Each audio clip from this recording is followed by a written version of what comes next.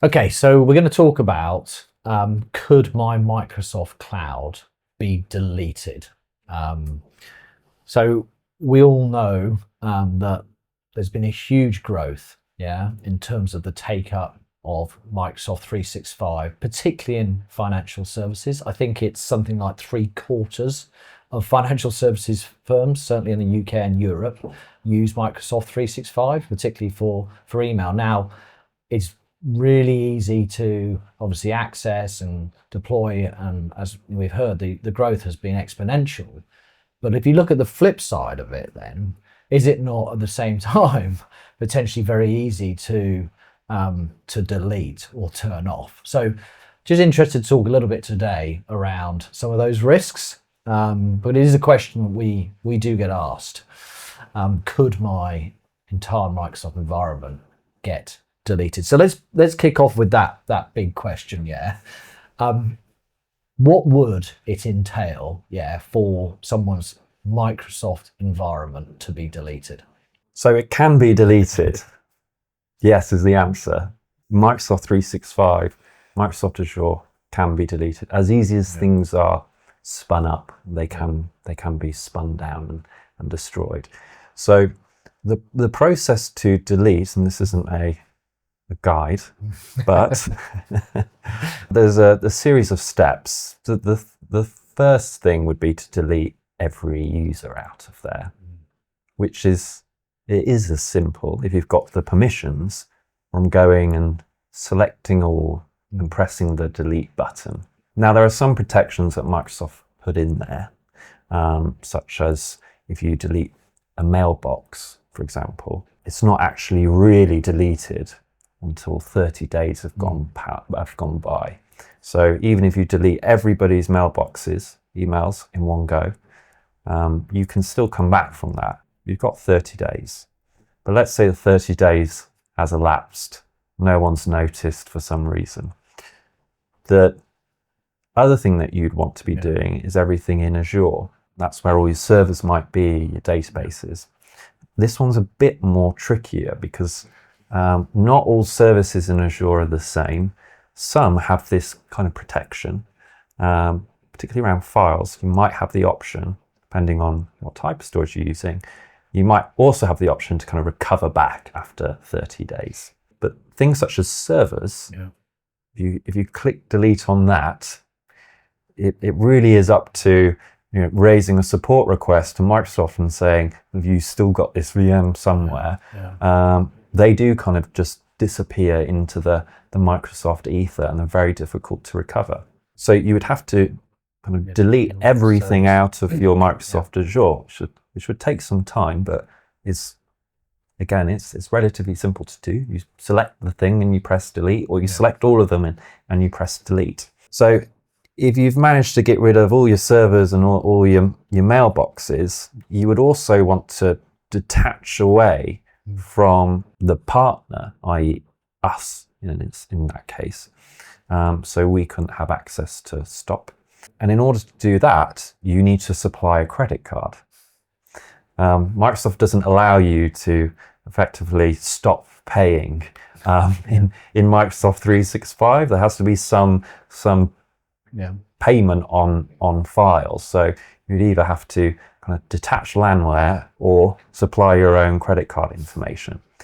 So even then, when we get to this stage where there's kind of nothing going on inside of the Microsoft 365 environment, you could press the kind of final delete button.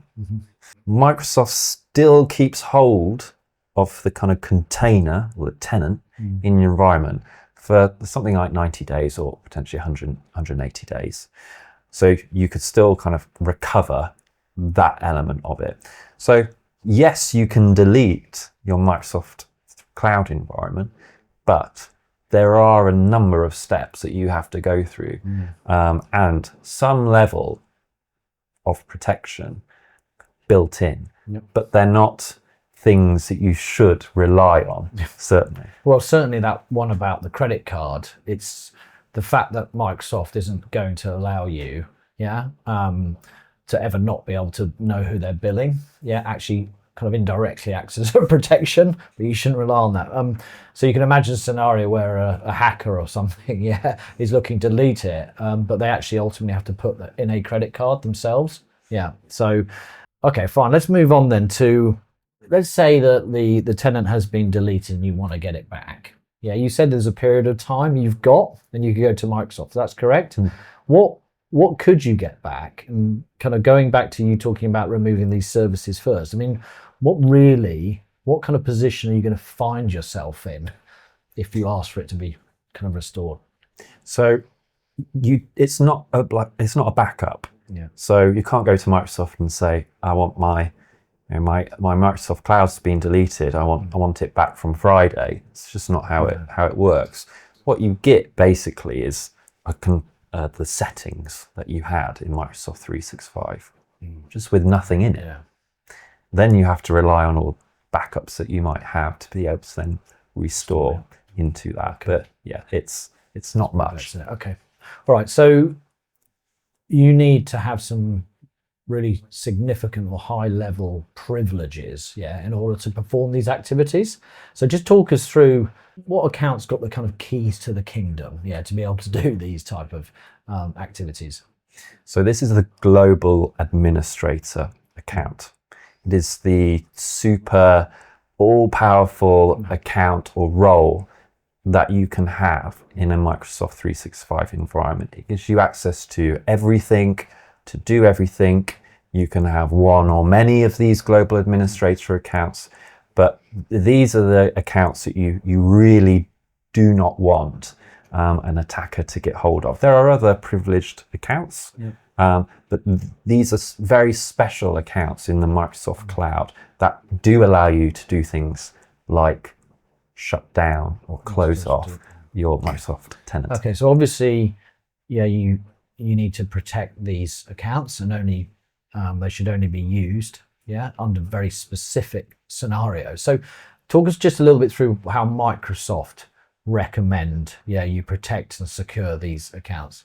There is a Microsoft way, as ever, for doing things, and it is important because it's based on their experience and on what they see, and this has changed a couple of times. But their approach is a global admin account should really not be assigned to anyone to use unless they need to do specific tasks that only a global administrator can do. An example is they have the concept of these break glass accounts, which are typically global administrators, and they are used when you can't use any other level of privilege or permission, or something goes wrong inside the Microsoft Cloud. You use these break glass accounts, which are global administrators. And oddly, although there is some method to this madness, they recommend that you don't have multi-factor authentication on one or more of these global administrator accounts. Now, it's been ingrained into everyone. You need to have MFA, but their kind of reasoning is you could, if something went wrong with your MFA, then you could still get in. So you need an extremely long password basically with these accounts. But the ultimate aim is to not use global administrator, is to use one other permission that enables you to go off and do what you need to do. And even then, those accounts should be, or those permissions should be used really sparingly. Okay. So let's talk a little bit about our world. So we work with kind of independent financial service firms. They're not huge organizations, so they obviously looking to outsource the administration of their Microsoft Cloud environment. So we are the designated administrators. We have access to the break glass. So, but we obviously also have access to many clients. So what additional kind of risks or challenges does that present, and how do we address those additional challenges of having to administer multiple environments in a secure fashion? Yes, if you're an enterprise organization, you typically only have one Microsoft Cloud environment, which may have one or more global administrator accounts, whereas we have multiple Microsoft Cloud environment for each of our clients. So we have many, we'll have many global administrators across all those. So those really are a target. Yeah. So we have to take extra care and need to put in even additional layers of controls, processes, in order to make sure that our access remains safe, controlled, versus maybe a different type of organization that's only taking care of one thing. So we look to use technology such as privileged access management, or PAM. That's a very common one, to control who can access into that environment, to give them permissions to do whatever it is, the tasks that they need to do, rather than giving them broad range permissions or global administrator access. So limiting what people have access to, providing them access only when they need to, and having that complete audit trail and log outside of the Microsoft Cloud around what somebody's done or is doing.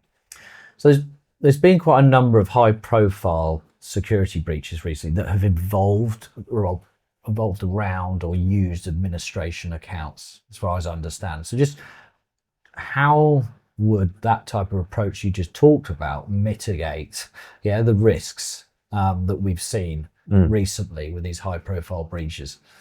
Yes, what we typically find is somebody breaks in at a kind of a lower level. They're not kind of breaking in at the administrator level. They're going in at maybe a user or a typical user at the ground floor level, and then they're able to get in enough where they can maybe a passwords in a file somewhere, and they've got access to that file, and that takes them up a level, privilege escalation. So there are a number of things that you can do there to control that.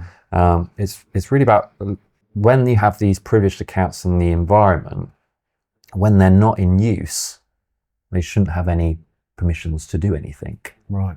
So those permissions to do some form of administration in your Microsoft Cloud environment should only be granted when they're required by an authorized person.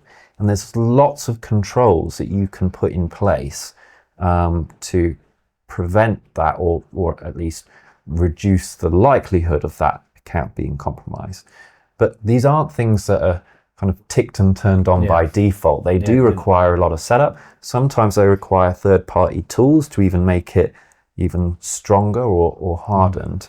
But it is something that you have to set up, and not something that's enabled by default. So if you put yourselves in the shoes of a client who is using a managed service provider to look after their Microsoft Cloud, and you want to try and understand whether they're doing that securely, what kind of advice would you give them? What kind of questions do they really need to ask? What are the kind of the red flags, or do you see alarm bells that would go off if you were to kind of ask the right questions? So there's a few things here. First, I'd ask them how they currently administer your environment, and they should be able to produce some form of documents. And the types of things in those documents we want to be looking for is that kind of roles where maybe you've got help desk who have certain permissions, maybe more senior technicians have a different level of permissions, a kind of an access matrix, if you like, that kind of demonstrates they've thought or are doing this more granularly than just one account, one administrator. Another is to ask them about the global administrator account. Who's logging into it? Who has access to log into it? How many people signed into it in the last 30 days? And what were they doing? And what were they doing? If they can't answer any of those questions, then I'd be seriously worried. Or if there is significant use of that account or that level of access, the global administrator access, I'd be worried. They should also be able to demonstrate that they are using the type of tools that we would expect in this scenario, like privileged identity management, privileged access management. So you want to be looking for PIM and PAM, those types of tools, which effectively enables this controlled level of access and being able to audit. Okay.